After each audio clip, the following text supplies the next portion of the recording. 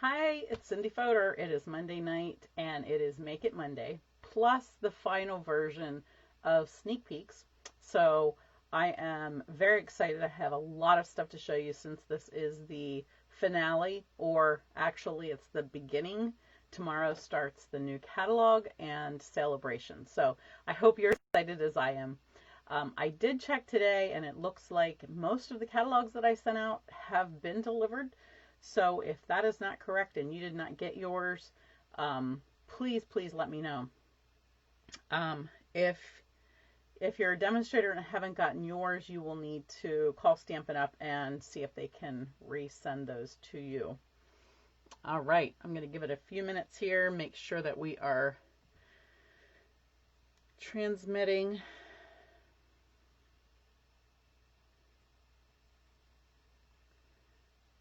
Let's see. Always so much to go through to find your. There we go. Okay. Hi, it's Cindy Fodor. All right, there we go. All right, I'm going to just give it a few seconds so that you guys can pop on, and I am going to get started. Like I said, I have a lot of stuff to share with you tonight. I'll just share a couple of things a while. I've sent out an email, I think this morning. You should have gotten one. I have one to go out tomorrow morning with the catalog links in case you don't have a catalog in your hand. And then tomorrow evening I have one coming out about another event that I'm offering. Just make sure that you check your in your email. It comes in as either promotions or updates, and it will have my name. And make sure that you're checking those emails because there might be something in there that will interest you. I have some stamps in the mail classes. I have a birthday card stamp-a-stack this month. I also have not announced that I am rescheduling my the decor project, the sunflower decor project. So that's still up in the air. I need to talk to the ladies that definitely wanted to do that, and then I'll let you know that date. So, hey, Karen. Hi, Sylvia. Thanks for joining me. All right. So, let's get started. I'm trying to think if there's anything else I wanted to tell you before I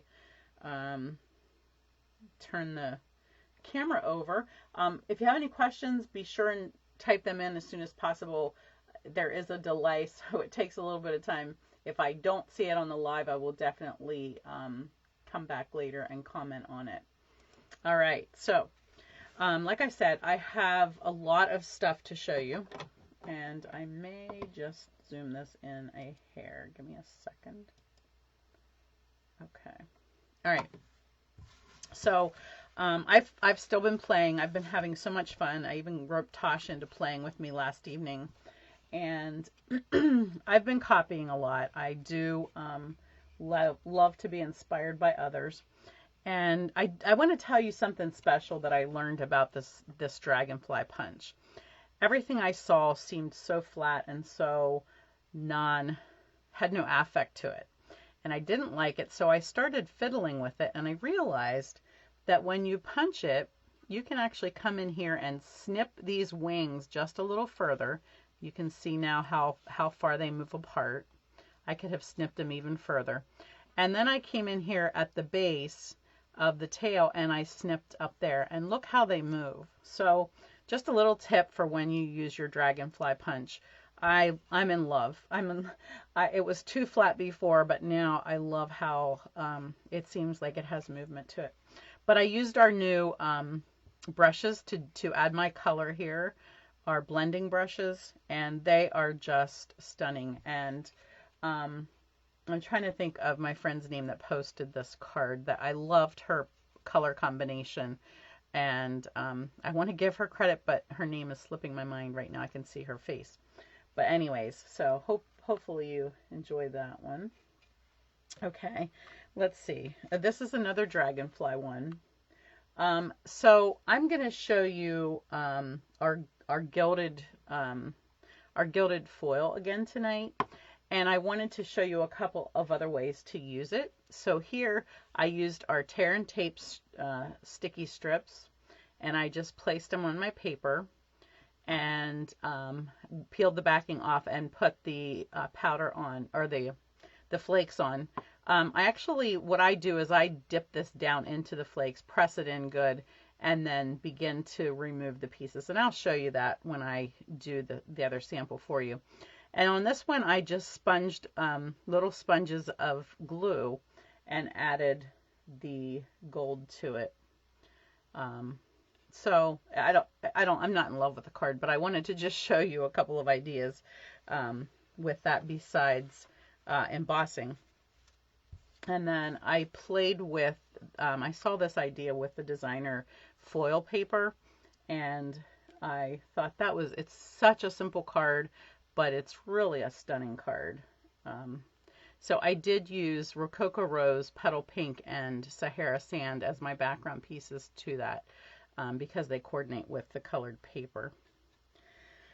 And so Karen, the dragonfly on this card is on vellum, and I had to go back and I stamped it with the memento pad, which is not a good idea. And then I had to go back and actually take my marker and add some dark lines to it because it wasn't showing up. So if I did that again, I would probably emboss it or something. This one is stamped on white paper, and then I just sponged it with I used the blending brushes to just add the color to that. So I'm not sure which one you were asking about. Okay, now I also saw this idea, and I really struggled as to how to show you how you can use our new, try to get a good light here. I should say a non-shiny surface.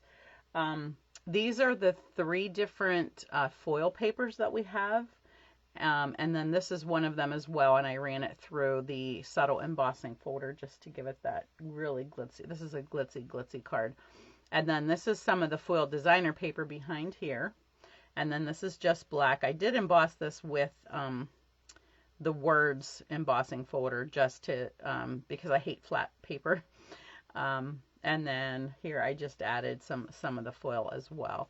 This is, I don't have the stamp set yet, so I did cut this out of the Love paper, and I just used the blends to color that in. And then of course I used the Petal Pink ribbon to finish that off. So I know it's a lot of light, but hopefully you can see how absolutely stunning this card is. I did use Sahara Sand as the background to that because I used Sahara Sand in here once I cut my strips. And I'll just explain to you that I just took a black piece of paper and I had little thin strips, and I didn't measure them of these, and I just glued them down to the black piece of paper, glued them all down about this far apart, about a 1/16 of an inch apart. And then once they were all glued down, and then I just came in and I chopped them into strips. So these are just little strips. And then when I placed them on my Sahara Sand piece, I just moved them up or down or flipped them around so that they weren't completely matched up with the piece that they would have been lined up with when I glued them down. Hopefully that makes sense. Okay, so those 4. So tonight I want to highlight a celebration stamp set. It's called A Touch of Ink. And this is a $100 level because it's such a huge set. They can't even show it full size on here because the stamps are much bigger. So you actually get 2 sheets of stamps, one for the outline part and one for the colored in part, the solid part. So that's a $100 level, and it is just a gorgeous set. So I did want to show you a couple of things with that. Here's one that I did with just using our foil designer paper, and I added a little bit of shimmer. I don't know that you're going to catch it. I didn't cover the whole thing with shimmer. I just added a few sections of shimmer in that. This stamp set, of course, does not have any dies with it, so anything that you do to it, you're going to have to cut out. Therefore, I try to stamp as much as I can, like here. On this one, I use the designer paper, um, the um, the one that's in the Celebration catalog, and I'm having trouble remembering the name of it. It's called Oh So Ombre, and it has 4 different colors of paper that go from dark to light, and that's what I used here. However, this is going to be a card for a class, so I knew I wouldn't have enough of that paper. So we took just a white piece of cardstock, and we used the sponge, the blending brush, and added the color here to get that ombre look. Okay.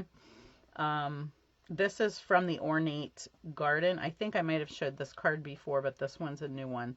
And anyways, we decided to emboss the butterfly in black. And I think that gives a stunning look. And then you do have to be a little careful when you're using your blending the alcohol blends, because you don't want to touch the embossed part. You can see here how that sort of pulls that up. But we just added a little bit of color in there with those. Next is hummingbird card. This one has some shimmer on the wings. I'm not sure if I can get that to show. I think you can see a little bit there.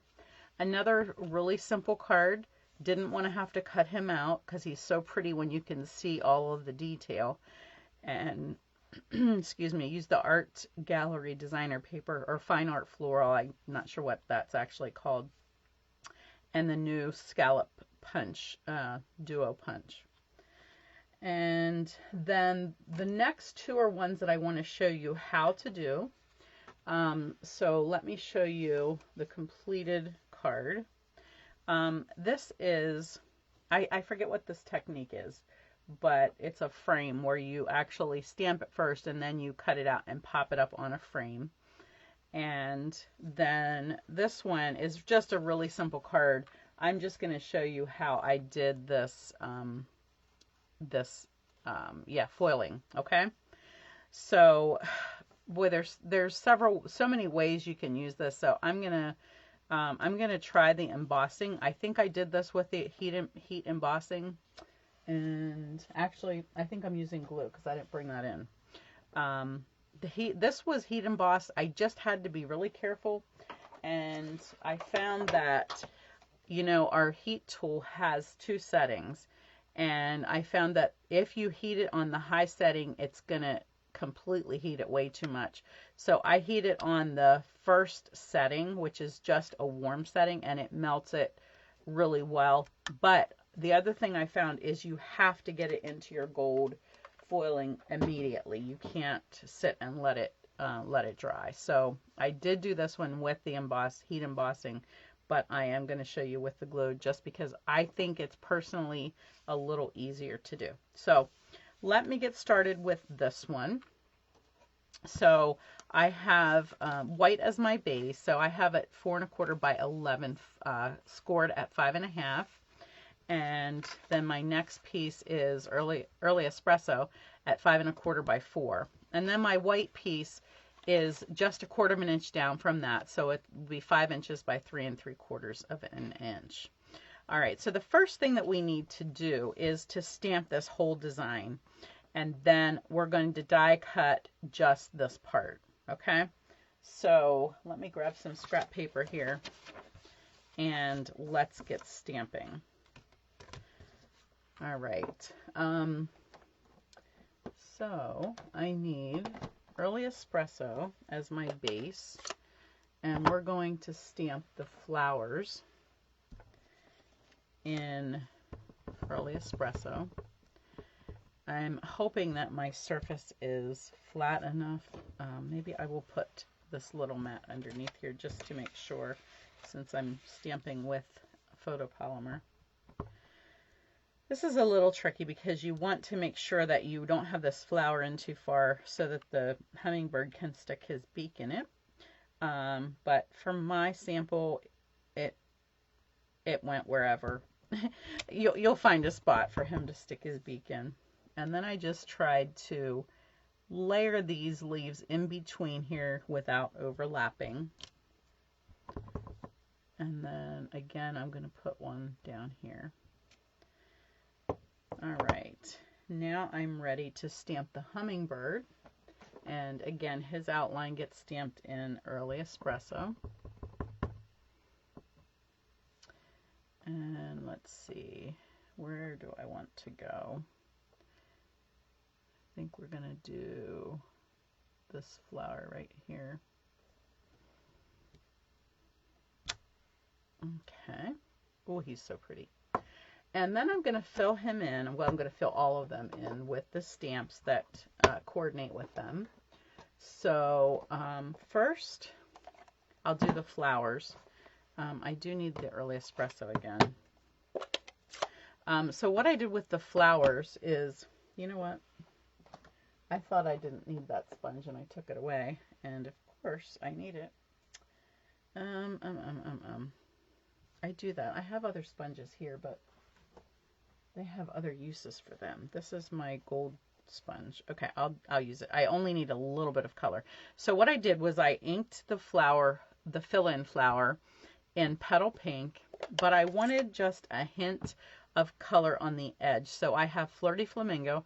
I'm going to ink this in petal pink, and then I'm just going to grab a little bit of Flirty Flamingo, and I'm just sponging the very edges of the flowers. Oh, there's gold in there. Okay, and then I'm ready to stamp that. Turn it around here. Give it a little huff. Excuse my head while I find my lineup.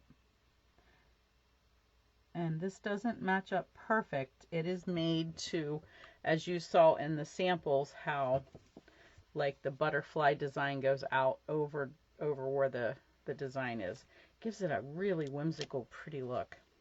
So there's what that looks like. I'm just going to wipe this off so that that pink doesn't go into here. Excuse me. Oh, and I see my brown actually pulled up, so it's good I did wipe that off. You see how that did? I didn't realize that when I did it the first time. That would have put brown back into my ink pad. Ink it again. Put a little bit more Flirty Flamingo on the edges.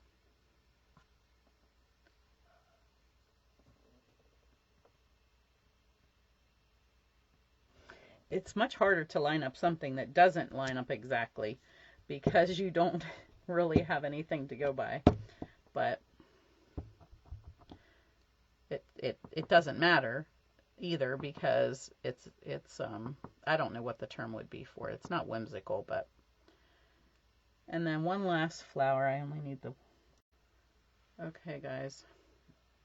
All right. I hope I caught that in time. I'm not sure what happens, but my computer stopped streaming, and it happened several times before.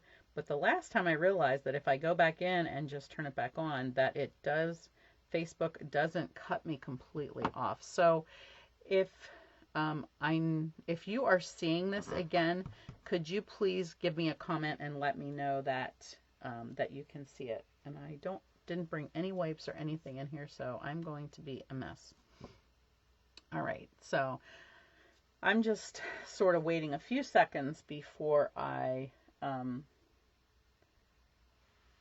because you haven't gotten to the part yet where I want to say hi to Debbie Wow and Laura. Okay, Karen, thank you for letting me know. I appreciate it. Okay, so let's get back to the dragonfly. Hopefully that wasn't too long of a delay. I'm also bringing in a little bit of rich raspberry. I want to stamp the hummingbird. Did I say dragonfly? Sorry about that. I tend to call them dragonflies for some reason. I only want a little bit of brown on this. So I'm going to try to get rid of as much as I can. Okay, and then I'm going to actually use my raspberry sponge dauber, and I'm just going to put, I tried sponging it on my sample and it didn't pick it up enough. So I pulled out my sponge dauber. It's a little more concentrated. And there we go. Got his little red-throated hummingbird. All right, so let me just get that color yet. Let me put this away. This is a very small surface, and I have to make sure I'm not making a mess. All right, I just want to see where this is going to line up. I'm going to cut that, and I want to put a saying on here, so I'm just sort of getting an idea where I'm going to cut so that I know where my saying will go. I'm going to go ahead and stamp that right here. Now I know I have to fit that in there. Okay, get rid of the ink pads. We'll wash those later. Okay, I'm just trying to make space here because I need my die cut machine. And we are going to die cut out this oval. And I know that, let's see, hi Jean. I don't see Barbara Villard on, but she's been doing a lot of this, and I can't remember what it's called, where you stamp your design first and then you cut out some layers of it and pop them up with a background. So let's make sure this goes on here. I think that looks okay. My only concern is that when I put my layer there, you're not going to see the rest of his beak. Is it a beak? Is that what it's called? Oh, thanks, Debbie. Okay.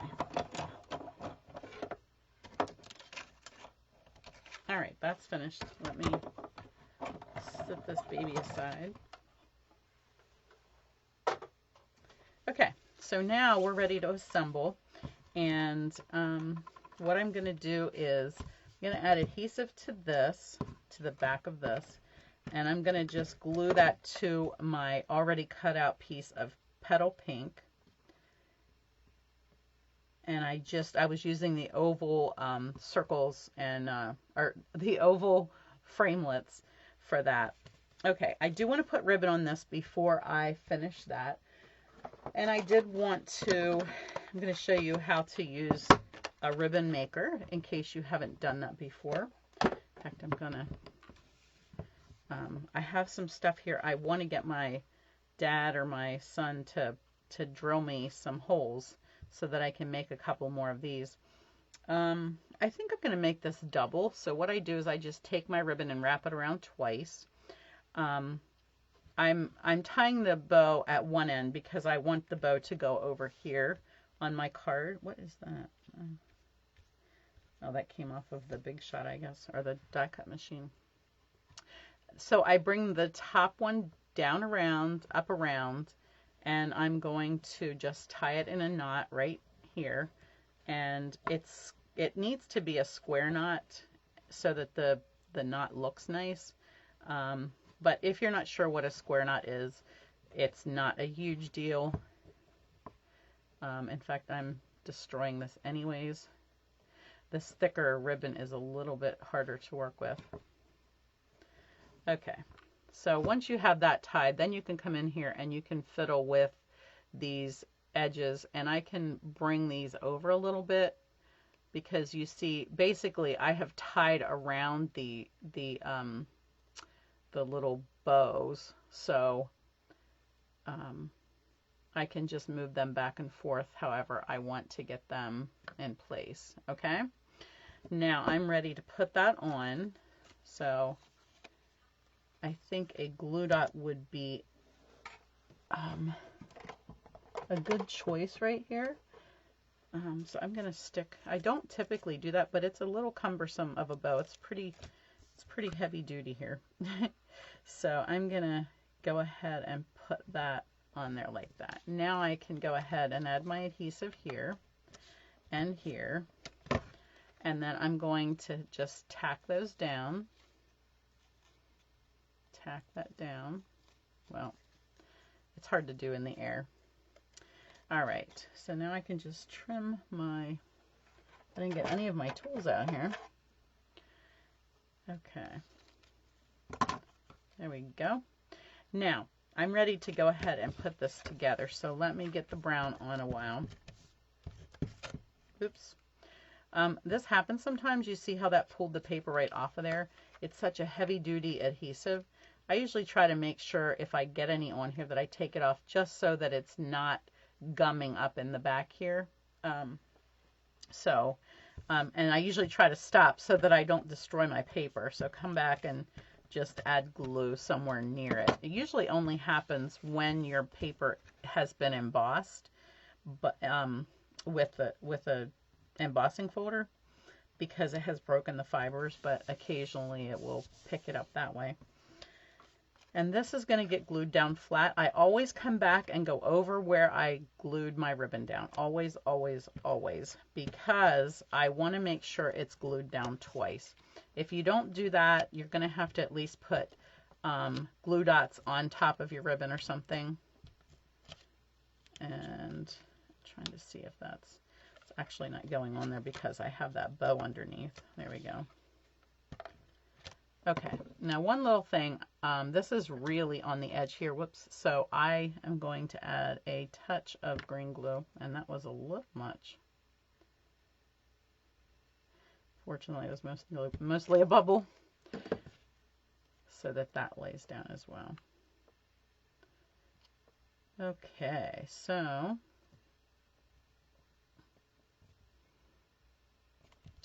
press that into place. And then this is going to get dimensionals on it. Put a decent amount on there. It's a pretty large piece. Okay. And then that is ready to just pop right on here. I'm gonna turn it towards me a little bit so I can make sure that his beak is getting lined up and his wing is lined up. Otherwise, he's going to look a little bit wonky. And I just want to check my ribbon here and fluff my bow. Don't forget to fluff your bow. Okay, there it is, all finished. Okay, so fun thing to do with your hummingbird. And then I do want to show you, if I can find my stuff. Oh, here. No, that's the card. I'm going to show you how to do this part. And I've already stamped the butterfly because I wanted it to dry completely before we put the rest on. So give me a second to find my piece of paper. And voila, where's it at? Okay, well, here's our... I put all of my... some of my stuff in here anyways, just because when you go to wipe this off, you need something large to wipe it into. You don't necessarily have to put it in here to start with, but I found, like I said, I like to press it into the stuff, and you can't really do that in this container, so you might choose to do that. I'm really frustrated here. I know I brought that piece of paper in here, but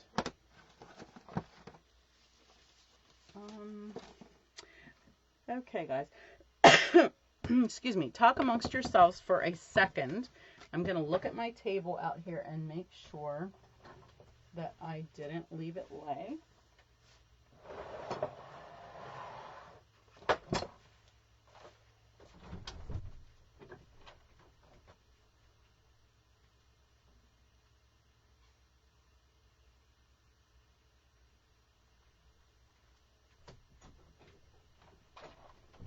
And I did. It was right there where I stamped it. Oh my, some days you just can't catch a break, right? Okay, I'm going to use a different, I have one that's already messy, so I might as well stay with the messy one. It's got some glue on it already and some gold stuff. So what I did was I just added, this is a trick I've showed you guys before, where you just put some glue on here, and if you're trying to glue an object on the back of something that's fine or whatever, and you want to put some glue down, but you're usually too messy and get too much on if you're just adding it with the tip of this. Put it on here. Just fill your sponge with it And we're going to do this directly to the stamp. And I always have a cleaning pad right with me, which I do not. However, this glue comes off really nicely once it's dry. So it will wash off okay. So I'm going to just try to cover the whole surface of this butterfly, and just the surface. And then I'm going to stamp it, and it will help if I can see what I'm doing here. Right over top of where I've stamped the blue image. I'm using Pool Party as the background. And then you can even let this dry a little bit. However, it's a very flat surface that has the glue on it, so this doesn't have to be as hurried as if you were using the heat and stick powder. And so I'm just going to lay it in there. I've got a little brush in here. I just found this in my stash, these little brushes. We got them for something. I don't even remember what it was anymore. So what I found is that I come in and I just pull off all of the big pieces and sort of try to get rid of them. And then you can come in with a dry sponge, which is what I have here. And you just start rubbing it off. And if you've pressed really good, if you want, you can always lay this down again on a flat surface and press good to make sure you've gotten into all of the spots. And then you can be pretty vigorous with your sponge because that stuff is sticking. And I have found that if I missed a spot, I could go back and put some gold back on it and get it to re-stick. I'm not sure if that's a spot of that right there, but we'll do it just in case. Okay. And then just give it a little flick, and you have a beautifully gilded butterfly. Isn't that beautiful? So guys, I will tell you that the heat and stick did work. This was the heat and stick. But I feel like the glue gave me a better cover. So maybe if you want something that's a little bit more muted tones, the heat and stick would be better. Whereas with the glue, I got a little bit more surface. The words I did with the heat and stick, I have not had great success with words, but I think if I had more solid words, that would work fine. It's just that these scripty small letters are a little tricky with this. At least I found that. So I hope that you enjoyed that. I think that's something everybody's going to be, I can't imagine it not being on everybody's wish list. So it's probably going to sell out, and then we'll be on back order or something. All right, guys, I think that's everything. Did you guys have any questions or anything you were dying to see that I didn't show you in the last 6 episodes? Hopefully I've given you a few ideas for your wish list. I know some of you have probably ordered already, so you have some of these things that you're playing with, and I hope that you're having fun with them. All right, I will talk to you guys later. Hope you have a good evening. For those of you, well, let me see here. For those of you on our team, I will talk to you on Wednesday morning, and we will go over all things Stampin' Up, and maybe I'll have something new to show you then. All right, take care. Have a good day. Good night.